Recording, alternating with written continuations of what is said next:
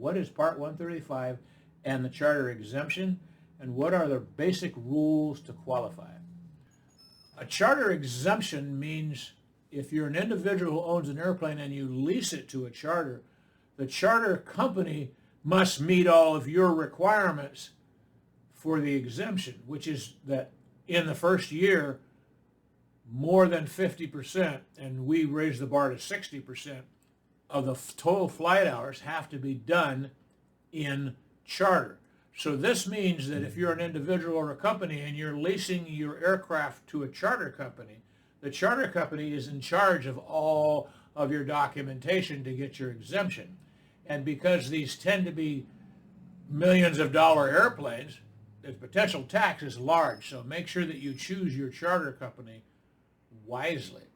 The way that this works is starting from the moment of possession, the first time the wheels go up, first time an aircraft is in flight, it starts accumulating the hours. And it for 365 or 366 days, depending upon what year it is. The law says more than half. We raise the bar to 60% of the hours because we know that 10% margin of error, the difference between 50 and 60%, is a great protection for you. Because we know from experience that if you try to bring your exemption in at 51%, which most of you will try to do, the tax auditors know they only have to throw out a couple of your flights or disagree with some of your documentation, and they make it taxable. So that's the biggest reason why you need our margin of error.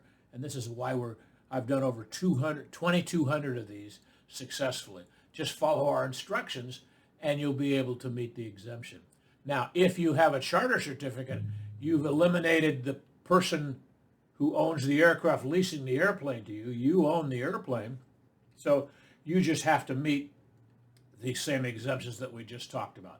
It's a 12-month long test period. Starts with the first time wheels go up after you take possession.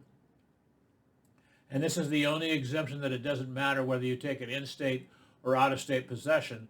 But I strongly advise against doing an in-state possession, and I'll share in another video the why of it.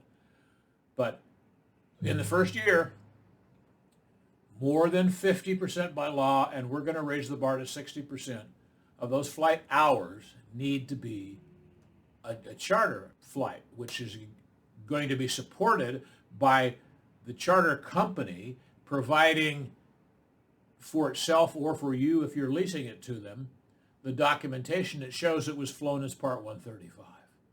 I hope that helps, and if not, call me, 916-691-91.